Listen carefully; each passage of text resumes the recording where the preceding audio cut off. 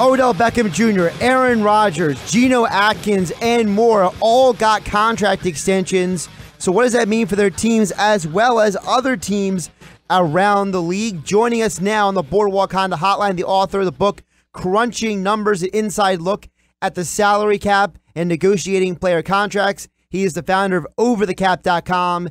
Jason Fitzgerald joins us on the Boardwalk Honda Hotline. Jason, how you doing today? I'm pretty good. So when you see a lot of these contracts come down, it's kind of like an overall big picture. You're seeing these guys set these new levels of salaries, yearly salaries, money guaranteed. You know, what are kind of some of the things that you look for when you see these contracts come out? Are you focusing more on the guaranteed money, the incentives? What are some of the things that you zero in on? Usually the first thing that I look at is the way that the money is actually paid out. A lot of people do focus on the guarantees. Those are important.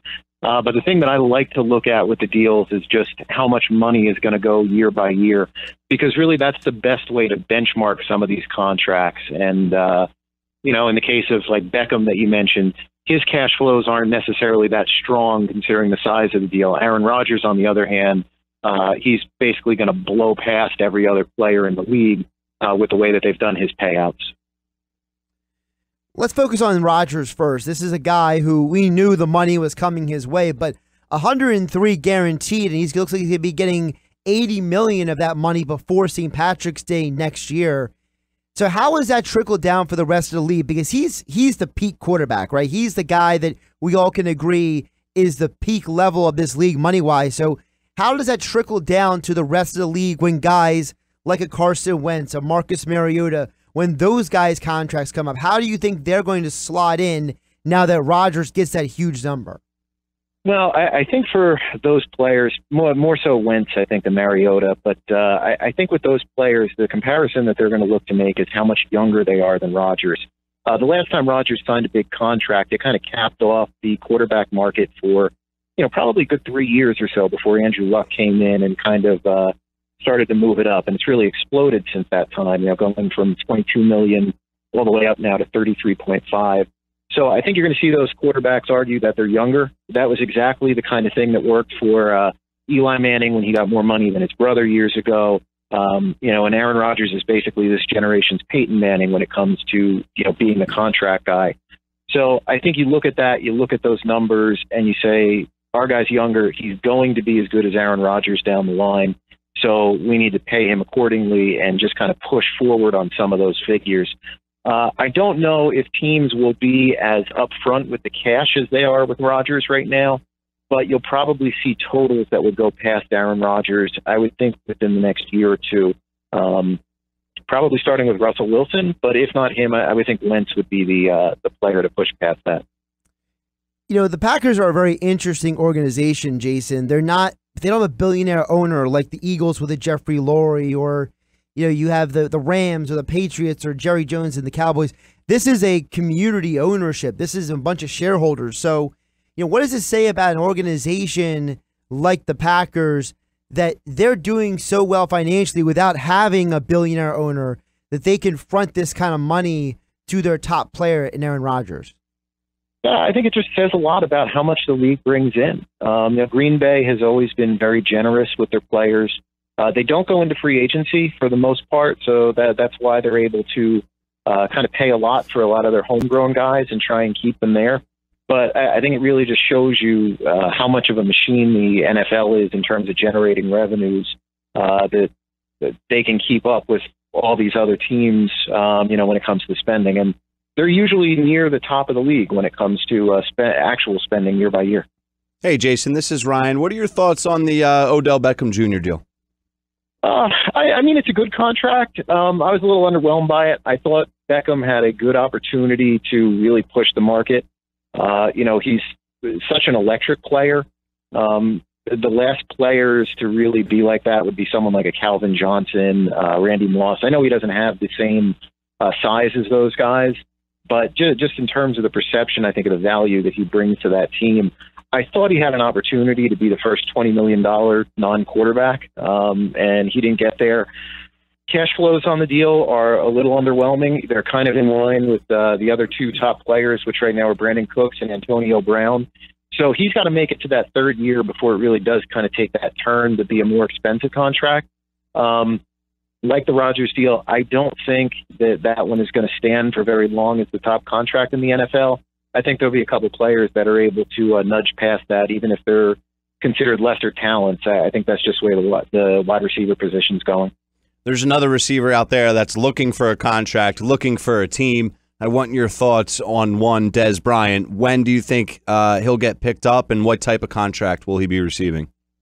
Well, I think the type of contract he's going to get at this point is probably going to be for the minimum or very close to it, which is going to be around $1 million for him. Maybe a little bit more with some incentives in there. There's some salary cap rules that might make teams not choose to do incentives. I think it's just going to be, a team that needs a receiver, maybe 5 games in, 6 games into the season that says, all right, we need someone here. We're doing better than we thought or as good as we thought. And if we can bring in one more guy, maybe that gives us an opportunity to do well. As long as teams wait until the second week of the year, his salary won't be guaranteed. So I think it's just going to be kind of a picking and choosing on both sides. He needs to find a team that looks like it'll be successful so he can kind of change the narrative that he's, kind of a bad fit for a lot of locker rooms, which I think is kind of the talk that's out there. And at the same time, for the team, they just want someone that maybe can recapture what he used to be, 2-3 years ago when he was healthy.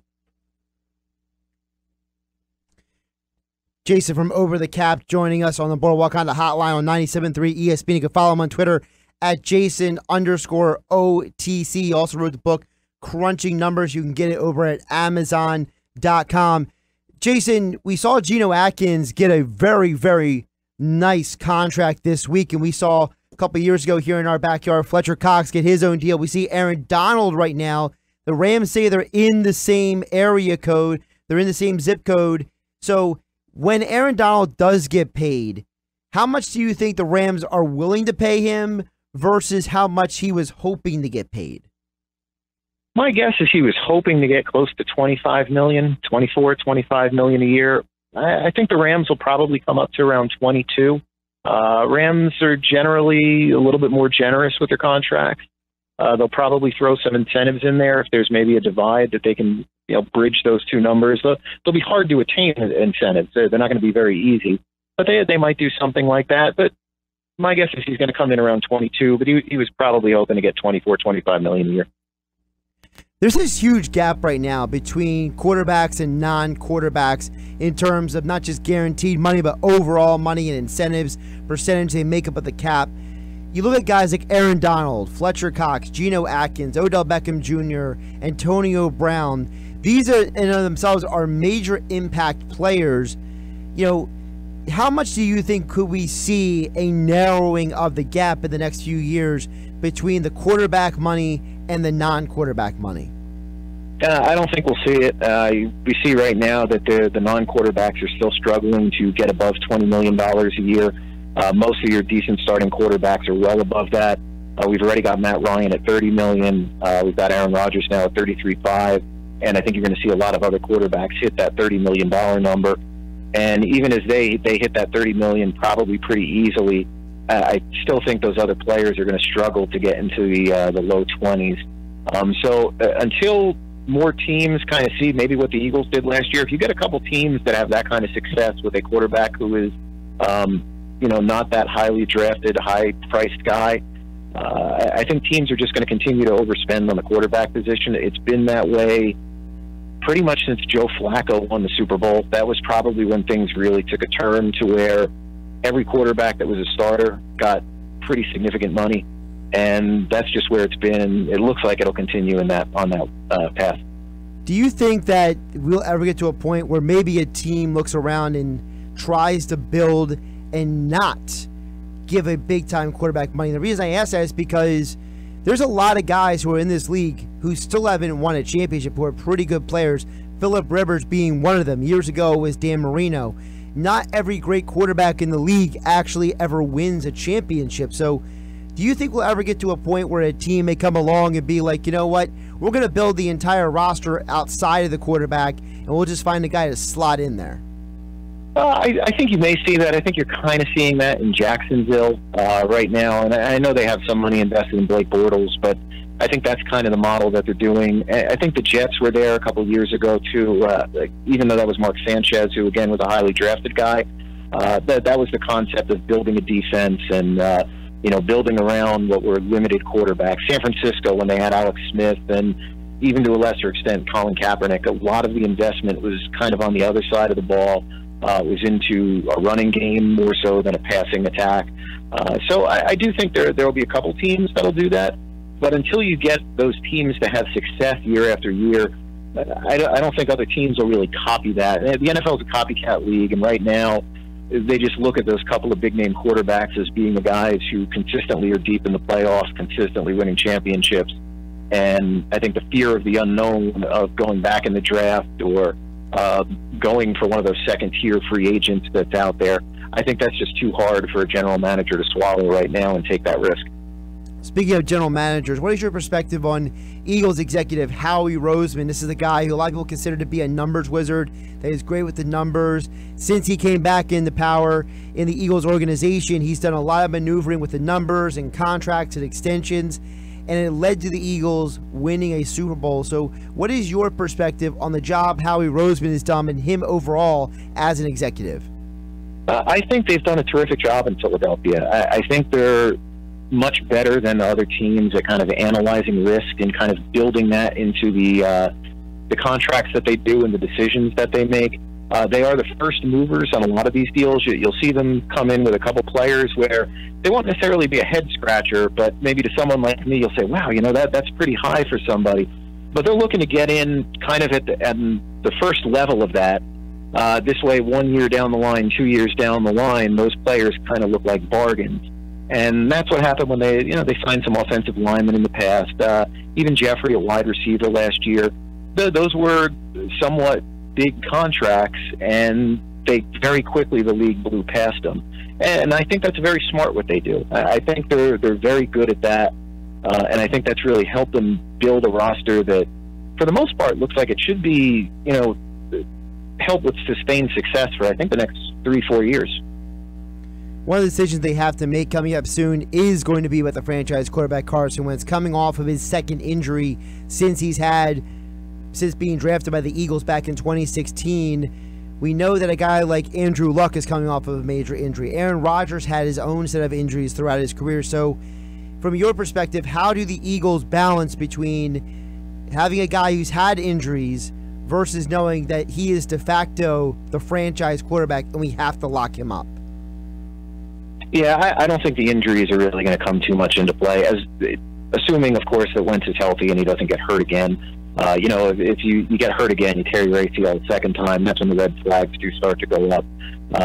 But I don't think that'll be a factor. We've seen other quarterbacks get injured in the past, and they've come back and been really, really good. So I don't think that'll be an issue. I think they believe strongly in him. I think he's the future of the organization. I think they did what they had to do with Foles to kind of make it right for how good he did last year in the playoff run, and he wasn't financially compensated for it last year. So I think they just kind of did the right thing, and they just wanted to have that protection this year in the event that Wentz's knee takes longer to heal up. But I don't think that there'll be any trepidation with them for moving forward with Wentz after this season. Jason Fitzgerald of overthecap.com and also the book Crunching Numbers. You can get it at amazon.com. Jason, one more before I let you go. We know the quarterback is the position that gets the most money right now, but in your mind, if you were running an NFL organization, what is the position or position group that you look at and say that is the number 2 investment for an organization? I think from my perspective, it probably should be the offensive line. I think everything kind of runs from there. I think the teams that are investing in the offensive line, whether it be through free agency or through the draft, I think those are the teams that are going to really set themselves up in the future to do better. The NFL right now, position group, they're looking more at pass rushers. But I think a lot can happen when you have that good offensive line that you can kind of keep intact, because they can play for a long time. Quarterbacks are playing into their late 30s now. Offensive linemen can be effective into their mid-30s. You can't say that about other positions. So I think it's a safe investment, and it really pays off. So that's probably where I would look to spend more money in the future. Give him a follow on Twitter at Jason_OTC.